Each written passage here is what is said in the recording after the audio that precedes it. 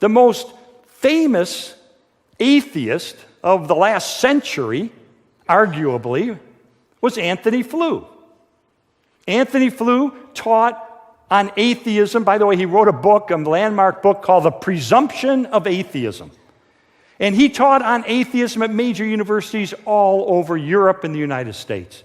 Wrote, 17 books. One of the top, probably the top philosophical atheist of his generation. So one day, I'm reading the New York Times a few years ago, and there on the front page it says, Anthony Flew, the greatest atheist in the universe, just said, oops, I was wrong. Sorry. God, exists. Now, I'm a skeptic. My background's in journalism and law. You got to prove it to me. And I thought the New York Times, I thought this was fake news. I thought this can't possibly be true. Because when I was an atheist, Anthony Flew was one of my heroes. So I tracked him down. And I sat him down. And I said, Dr. Flew, you were the greatest atheist of your generation. 50 years you taught atheism. And now you say, oops, I was wrong? Tell me in one sentence why you changed your mind. And this is what he told me. He said, quote, Lee, for one thing, it's the integrated complexity of the biological world. The exact kind of stuff we were just talking about. The integrated complexity of the biological world.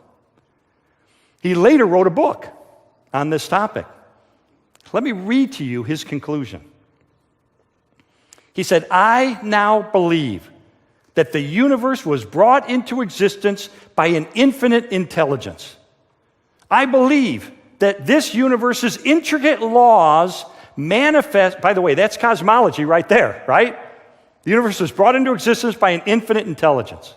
Then he said, I believe that this universe's intricate laws manifest what scientists have called the mind of God. That's the physics evidence we talked about. He said, I believe that life and reproduction originate in a divine source. He said, why do I believe this? Given that I expounded and defended atheism for more than half a century? He said, the short answer is this. This is the world picture as I see it that has emerged from modern science. And I came to the same conclusion.